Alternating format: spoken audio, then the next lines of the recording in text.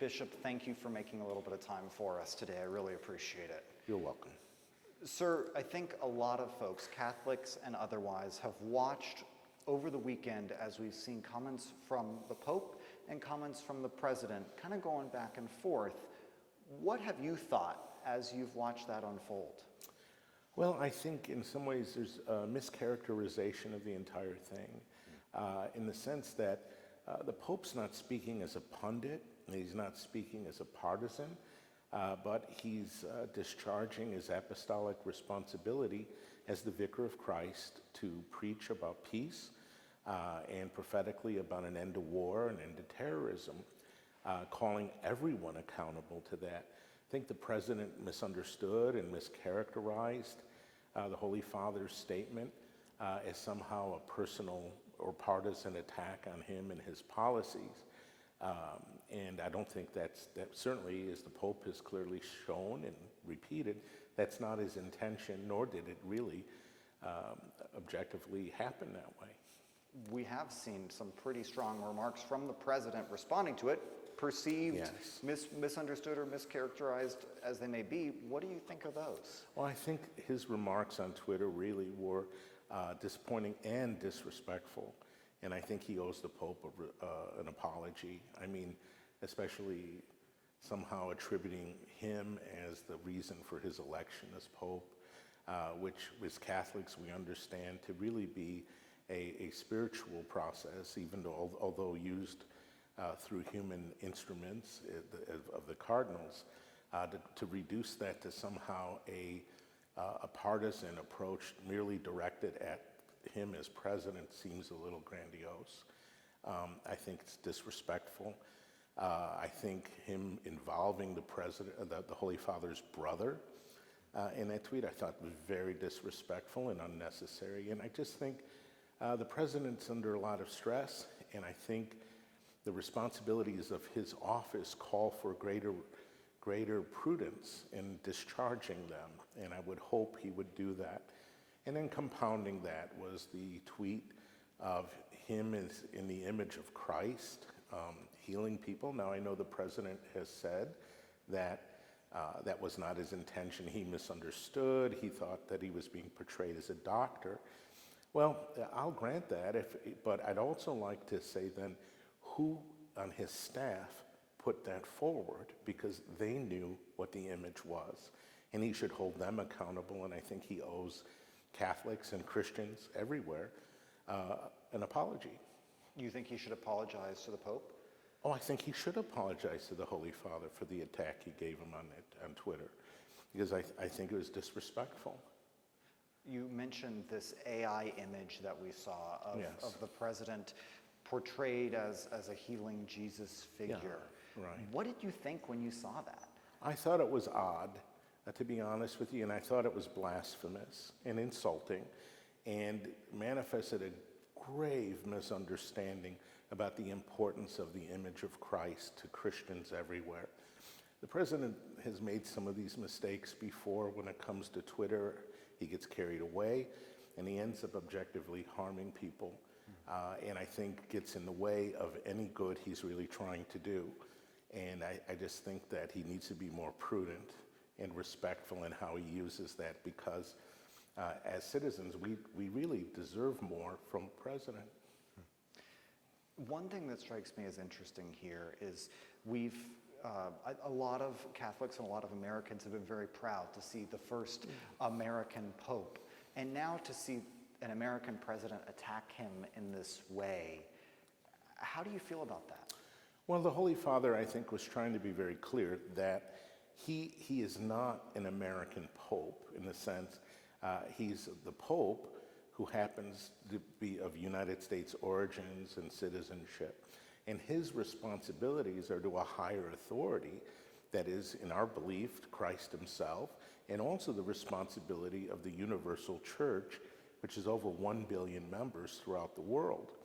I think it's important for the Holy Father to clarify that, as he did, that he's not an agent of any other force in the world, any other He's not playing temporal politics, plus. if you will. No, I don't think he is. I mean, that's not to say there aren't political ramifications for what he says, but what he's trying to do is teach the importance that the end does not justify the means. And that seems to be a moral principle that is rejected consistently in our world today, and even in some segments of the church, that somehow if you have a good end that you think is good, you can do anything to attain it. And that is not true, and it leads to misery and destruction.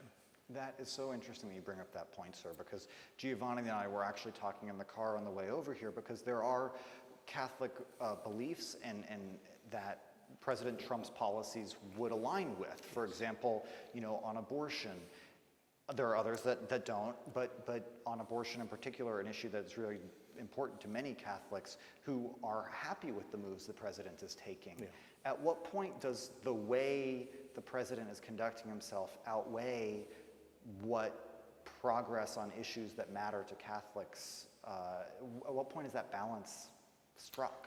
Well, I'm not so sure you can strike a balance on it. You have to take each issue with its own integrity, pointed towards a consistent whole moral fabric. And all of us fall short on that. However, we have to all be accountable to every area of morality. And that's not just Catholic doctrine, but that's just principles of morality that every person shares, that understands good from evil. One thing, I just have a quick handful more questions for you, sir. One is this. We've seen leaders of the Catholic Church and leaders of the United States disagree before and have different perspectives before.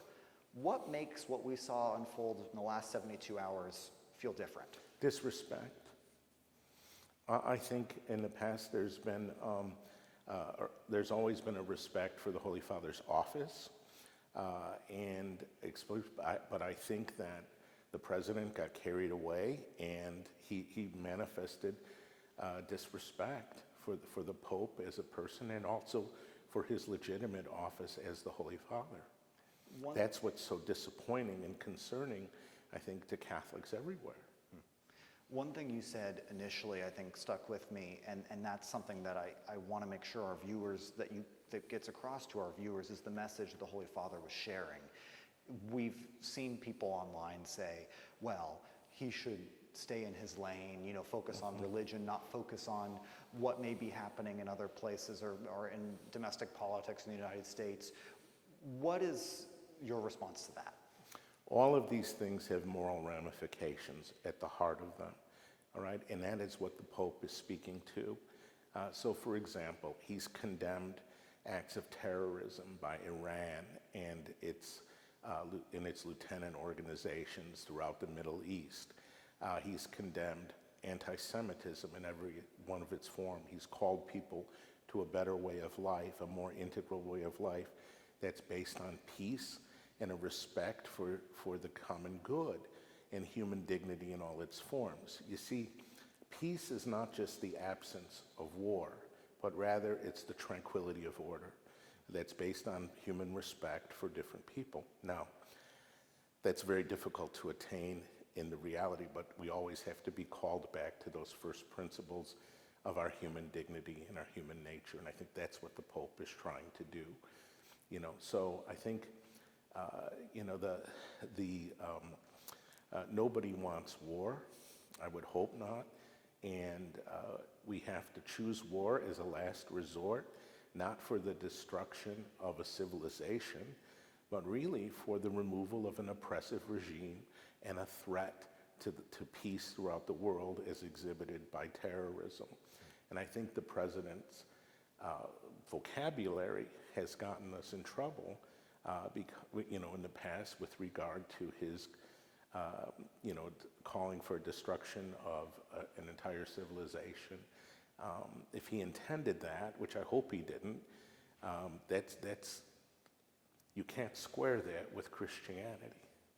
At what point does, vocabulary or mistakes in posting images, what point do you discern saying, hey, this is deeper than just a mistake with wording?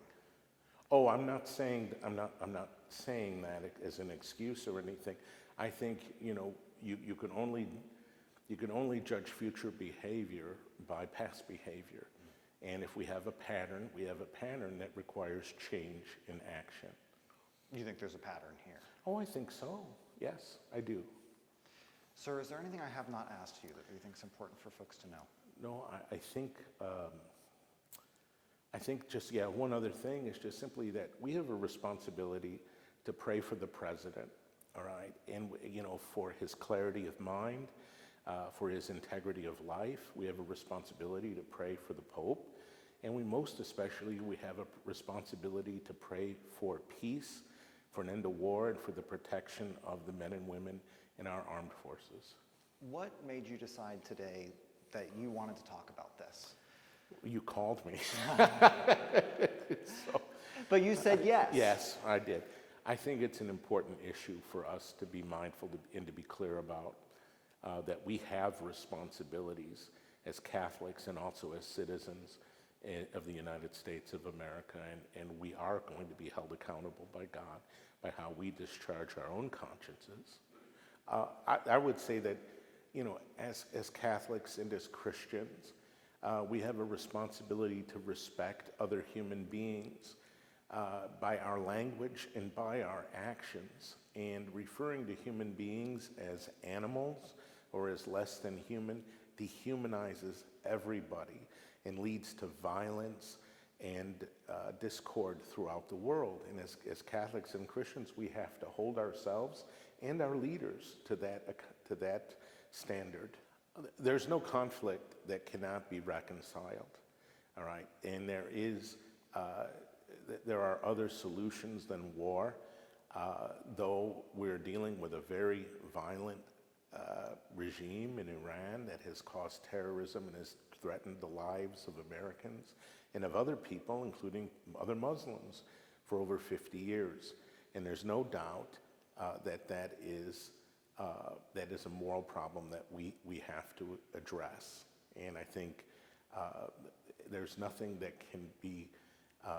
cannot be handled by dialogue and negotiation, but also a firmness of purpose that's consistent. So one of the questions is what happens after the war, all right? We're responsible to help them rebuild a society that doesn't repeat the mistakes of the past.